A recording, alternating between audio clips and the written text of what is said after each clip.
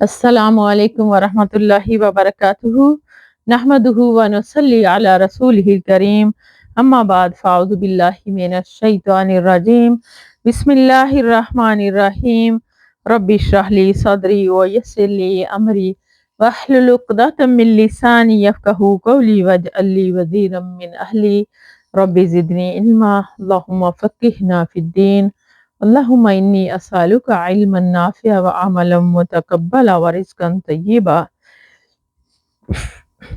اللہم ارنا الحق حقا وارزقنا اتباعہ اللہم ارزقنا اتباعہ اللہم ارنا الحق حقا وارزقنا اتباعہ وارنا الباطل باطلا وارزقنا اجتنابہ آمین یا رب۔ اللہ سے خوف اور امید بیک وقت دونوں باتیں رکھنے کا بیان۔ امام نووی مؤلف ریاض الصالحین فرماتے ہیں کہ معلوم ہونا چاہیے کہ بندے کے لیے حالت صحت میں پسندیدہ بات یہ ہے کہ اس کے دل میں اللہ کے عذاب کا خوف اور اس کی رحمت کی امید ہو، اور اس کا خوف اور امید برابر ہو، اور بیماری کی حالت میں امید کا پہلو غالب رکھے۔ شریعت کے اصول اور کتاب و سنت کی نصوص اور دیگر دلائل اس بات پر دلالت کرتے ہیں۔ قال اللہ تعالی یا امن مکر اللہ الا القوم الخاسرون، وقال اللہ تعالی انہ لا یئس من روح اللہ الا القوم الکافرون، وقال اللہ تعالی یوم تبیض وجوہ وتسود وجوہ۔ اللہ سبحانہ تعالیٰ نے ارشاد فرمایا، اللہ تعالیٰ کی تدبیر سے خسارہ پانے والے لوگ ہی بے خوف ہوتے ہیں، اور نیز ارشاد فرمایا بے شک اللہ کی رحمت سے وہی لوگ نا امید ہوتے ہیں جو کافر ہیں، اور نیز ارشاد فرمایا اس دن کئی چہرے امید سے روشن اور کئی چہرے خوف سے سیاہ ہوں گے۔ وقال اللہ تعالی ان ربک لسریع العقاب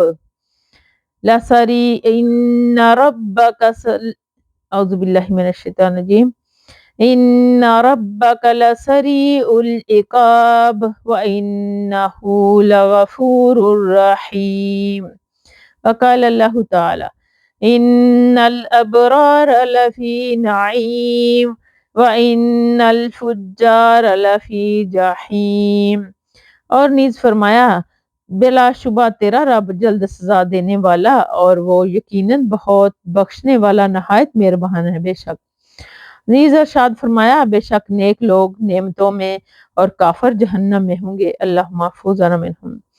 وقال اللہ تعالی فَأَمَّا مَنْ ثَقُلَتْ مَوَازِينُهُ فَهُوَ فِي عِيشَةٍ رَاضِيَةٍ اللہم ربنا جعلنا منہم۔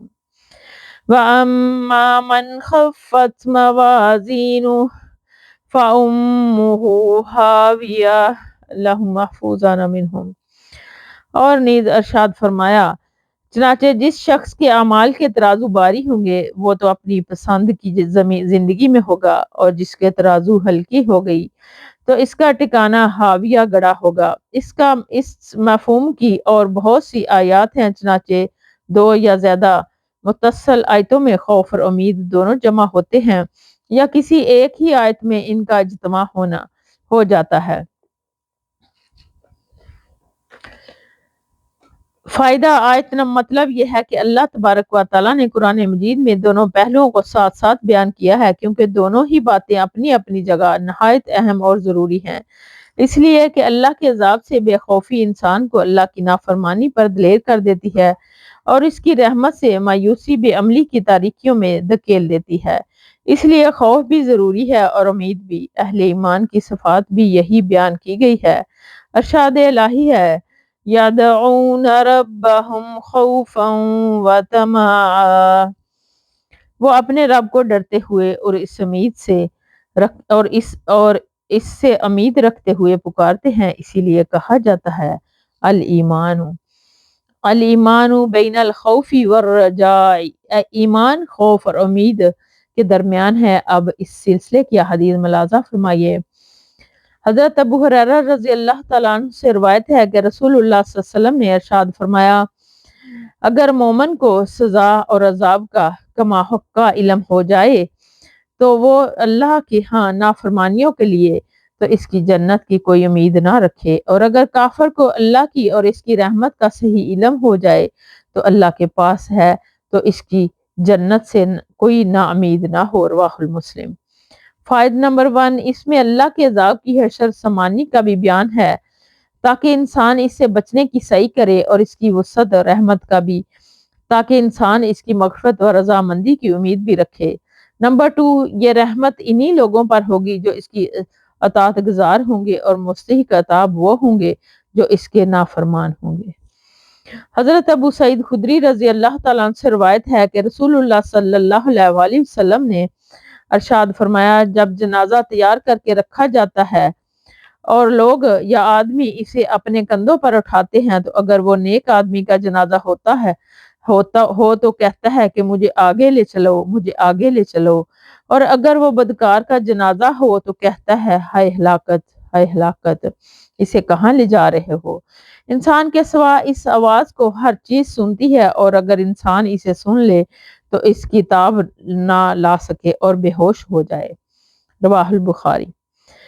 فائدہ نمبر 1، میت کا بولنا جبکہ وہ جنازے کی صورت میں ہوتی ہے امور غیب سے ہے، جس کی خبر اس صحیح حدیث میں دی گئی ہے۔ یقیناً مرنے والا یہ کہتا ہوگا کہ اس پر ایمان رکھنا ضروری ہے۔ اللہ تعالیٰ مردے کو بھی قوت گویائی عطا کر سکتا ہے جیسے وہ قبر میں عطا فرماتا ہے، اور منکر نکیر وہاں اس سے سوال کرتے ہیں اور وہ جواب دیتا ہے۔ نمبر 2، اس حدیث کا مقصد لوگوں کو نیکی کی ترغیب دینا ہے تاکہ مرنے کے بعد اسے یہ نہ کہنا پڑے کہ تم مجھے کہاں لے جا رہے ہو، بلکہ وہ یہ کہے کہ مجھے جلدی جلدی قبر میں پہنچا دو تاکہ وہاں اللہ کی نعمتوں سے میں شاد کام ہوں۔ نمبر 3، اس سے معلوم ہوا کہ مرنے کے بعد ہی انسان کو اپنے انجام کا اندازہ ہو جاتا ہے، بلکہ بعض روایت سے معلوم ہوتا ہے کہ جب فرشتے اس کی روح قبض کرنے کے لیے آتے ہیں تو اسے اپنے ٹھکانے کا پتہ چل جاتا ہے۔ حضرت ابن مسعود رضی اللہ تعالیٰ عنہ سے روایت ہے کہ نبی کریم صلی اللہ علیہ وسلم نے ارشاد فرمایا، جب تمہارے ایک شخص کے اس کے جوتے کے تسمے سے بھی زیادہ قریب ہے کہ جنت تمہارے ایک شخص کے اس کے جوتے کے تسمے سے بھی زیادہ قریب ہے، اور جہنم بھی اسی طرح قریب ہے۔ رواہ البخاری۔ مسائل نمبر 1، مطلب یہ کہ نیکی کا راستہ اپنانے والے کے لیے جنت قریب اور اس کے حصول سہل ہیں، اور اسی طرح جو بدی کا راستہ اختیار کرے اس کے لیے بھی جہنم قریب ہے۔ نمبر 2، اس میں نیکی کی ترغیب شوق دلایا گیا اور بدی سے ترہیب ڈرایا گیا۔ بے شک اللہ تعالیٰ کے خوف اور اس کی ملاقات کے شوق میں رونے کی فضیلت۔ قال اللہ تعالیٰ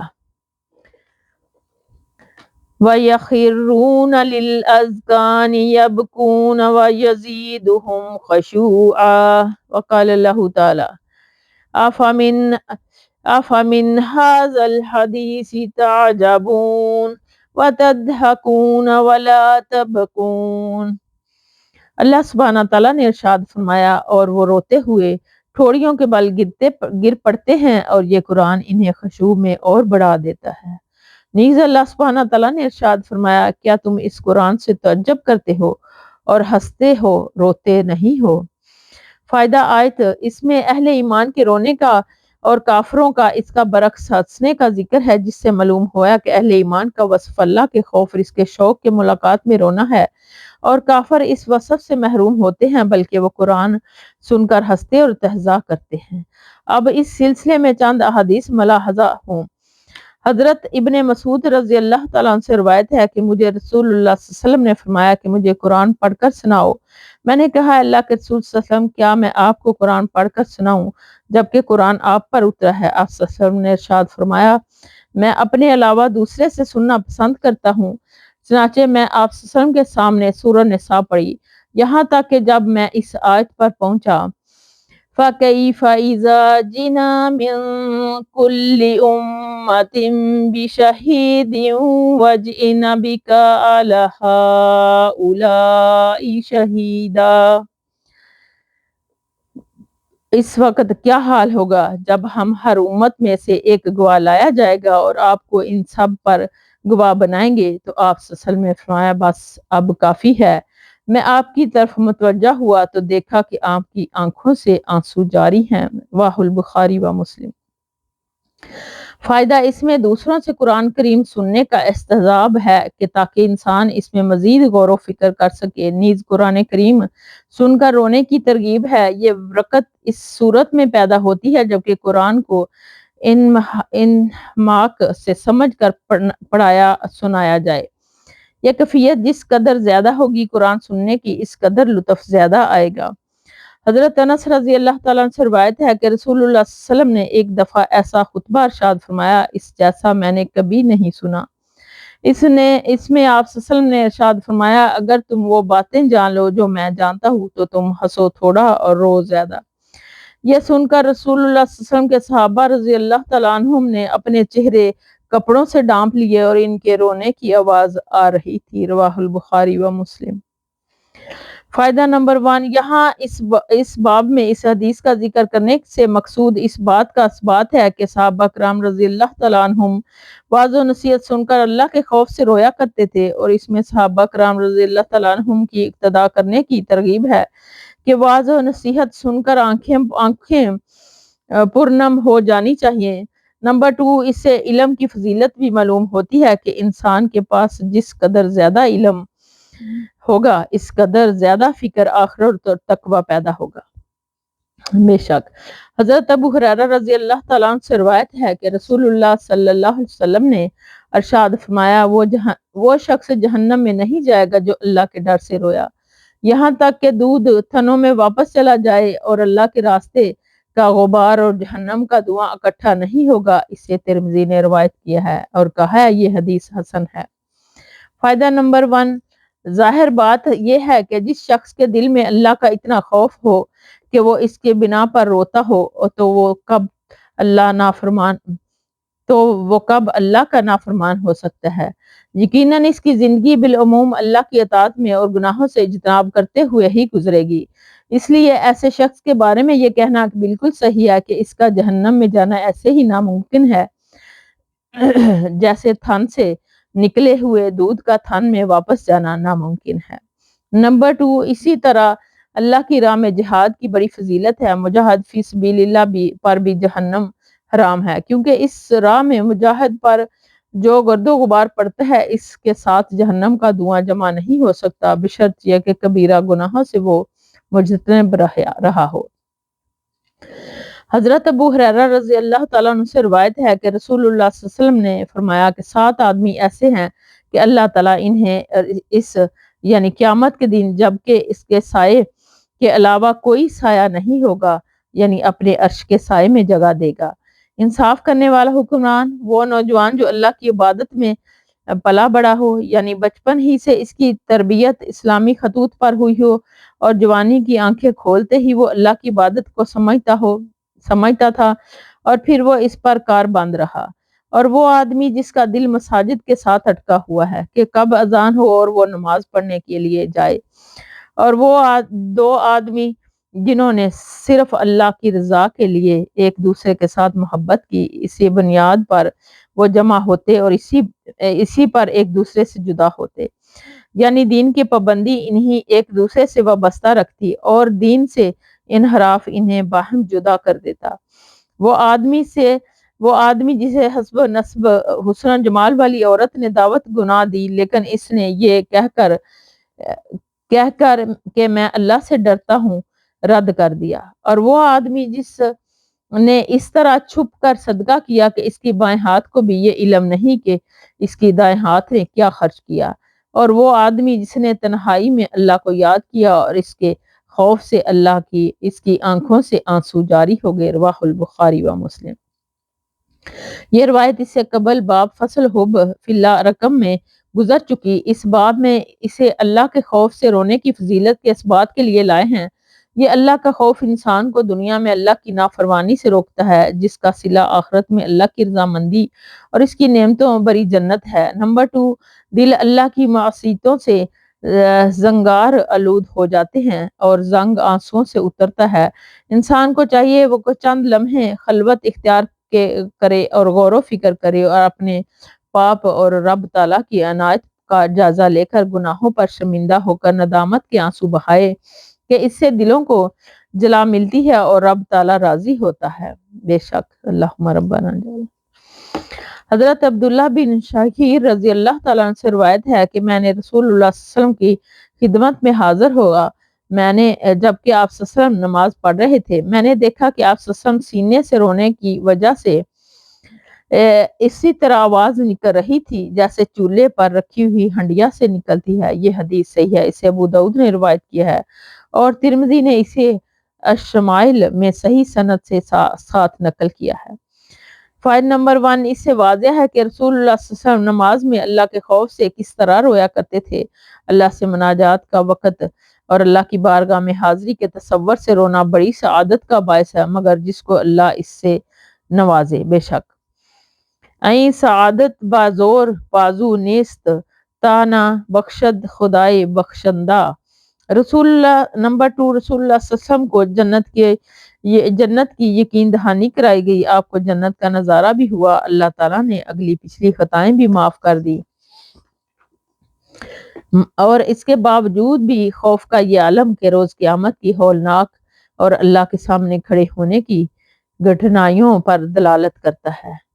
حضرت انس رضی اللہ تعالیٰ عنہ سے روایت ہے کہ رسول اللہ صلی اللہ علیہ وسلم نے ابی بن کعب رضی اللہ تعالیٰ عنہ سے فرمایا کہ اللہ عز و جل نے مجھے حکم دیا ہے کہ میں تجھے سورت لم یکن الذین کفروا پڑھ کر سناؤں۔ حضرت ابی نے کہا کہ اللہ نے میرا نام لیا ہے؟ آپ صلی اللہ علیہ وسلم نے فرمایا ہاں، تو حضرت ابی بے اختیار رو پڑے، رواہ البخاری و مسلم۔ ایک اور روایت میں ہے کہ حضرت ابی رونے لگ گئے۔ فائدہ نمبر 1، اس میں حضرت ابی بن کعب رضی اللہ تعالیٰ عنہ کی فضیلت کا بیان ہے، جو حفظ اور قرات قرآن میں امتیاز کی وجہ سے انہیں حاصل ہوئی۔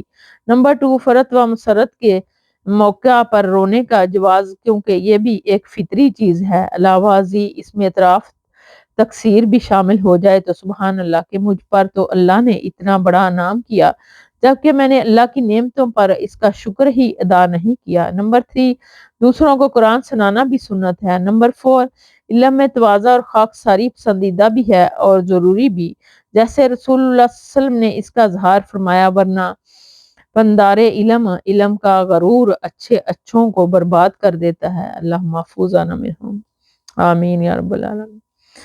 حضرت انس رضی اللہ تعالیٰ عنہ سے روایت ہے کہ حضرت ابو بکر صدیق رضی اللہ تعالیٰ نے رسول اللہ صلی اللہ علیہ وسلم کی وفات کے بعد حضرت عمر رضی اللہ تعالیٰ عنہ سے کہا کہ ہمارے ساتھ ام ایمن رضی اللہ تعالیٰ عنہ کے پاس چلیں، ہم ان کے زیارت کریں جس طرح رسول اللہ صلی اللہ علیہ وسلم ان سے ملاقات کے لیے جایا کرتے تھے۔ چنانچہ جب ہم ان کے پاس پہنچے تو وہ رو پڑی۔ ان دونوں نے ان سے کہا کہ تم کیوں روتی ہو؟ کیا تم نہیں جانتی کہ اللہ کے پاس جو ہے وہ رسول اللہ صلی اللہ علیہ وسلم کے لیے زیادہ بہتر ہے؟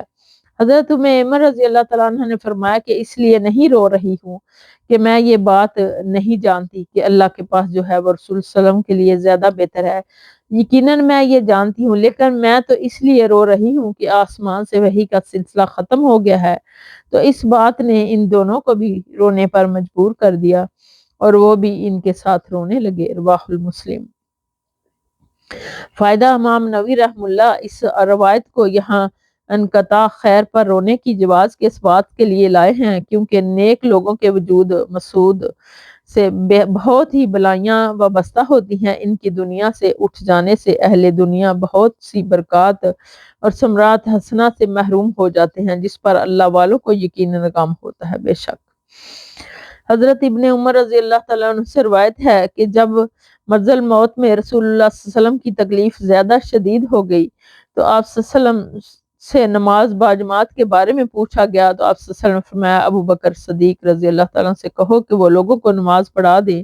حضرت عائشہ رضی اللہ تعالیٰ عنہا نے کہا کہ ابو بکر نرم دل آدمی ہیں، جب وہ قرآن پڑھتے ہیں تو ان پر گریہ طاری ہو جاتی ہے۔ آپ صلی اللہ علیہ وسلم نے پھر فرمایا کہ انہیں کہو کہ وہ نماز پڑھائیں۔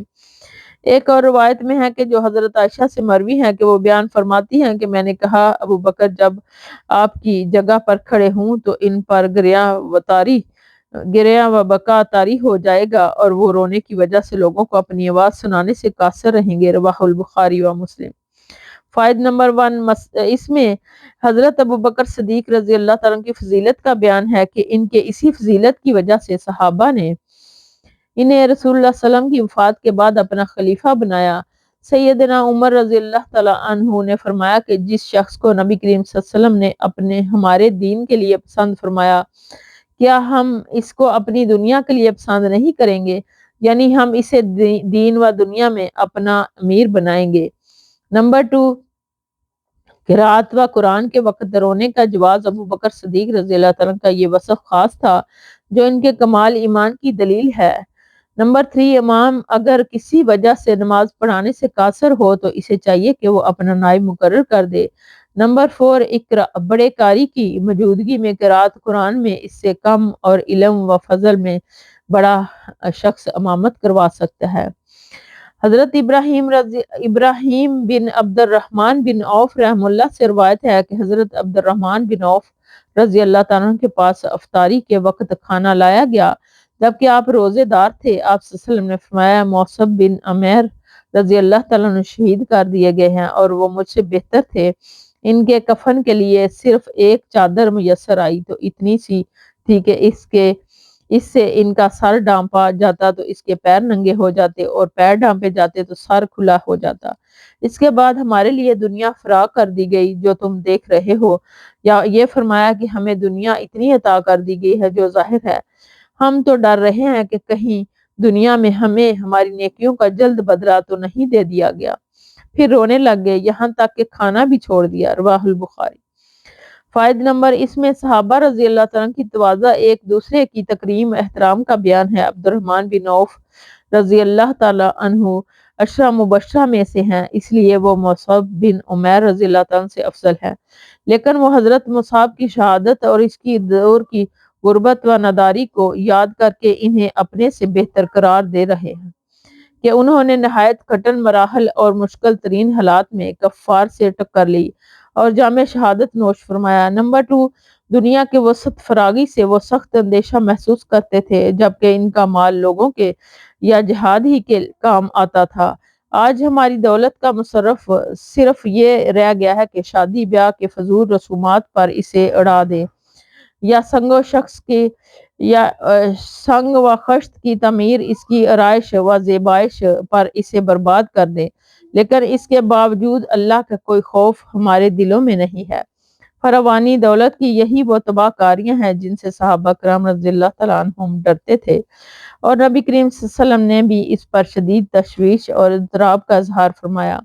نمبر 3، مال و دولت کی فراوانی کو اللہ تعالیٰ کی نعمت ہی تصور نہیں کرنا چاہیے، یہ آزمائش بھی ہو سکتی ہے اور اعمال صالحہ کا مکمل صلہ بھی، جبکہ مومن دنیا کے مقابلے میں آخروی صلے کی زیادہ امید اور ضرورت ہے۔ حضرت ابو امامہ صدی بن عجلان باہلی سے روایت ہے کہ نبی اکرم صلی اللہ علیہ وسلم نے ارشاد فرمایا کہ اللہ تعالیٰ کو 2 قطروں اور 2 نشانوں سے زیادہ کوئی چیز محبوب نہیں، ایک آنسو کا وہ قطرہ جو اللہ کے خوف سے نکلے، اور دوسرا وہ قطرہ خون کا جو اللہ کے راستے میں بہایا جائے۔ رہے 2 نشان تو ان میں سے ایک نشان تو وہ ہے جو اللہ کے راستے میں لڑتے ہوئے لگے، اور دوسرے نشان وہ ہے جو اللہ تعالیٰ کے فرائض میں سے کوئی فرض ادا کرتے ہوئے لگے۔ اسے ترمذی نے روایت کیا ہے۔ فائدہ، اس میں خوف الہی سے رونے کی جہاد فی سبیل اللہ میں بہنے والے خون کی، اسی طرح اس راہ میں باقی رہ جانے والے زخموں کے نشانات اور فرائض کی ادائیگی میں لگنے والے نشانات ہیں۔ حضرت عرباد بن ساریہ رضی اللہ تعالیٰ بیان کرتے ہیں کہ ہمیں رسول اللہ صلی اللہ علیہ وسلم نے ایسا واعظ فرمایا جس سے دل ڈر گئے اور آنکھیں بہہ پڑیں۔ وآخر دعوانا ان الحمد للہ رب العالمین، سبحانک اللہم وبحمدک، نشہد ان لا الہ الا انت، نستغفرک ونتوب الیک۔ السلام علیکم ورحمۃ اللہ وبرکاتہ۔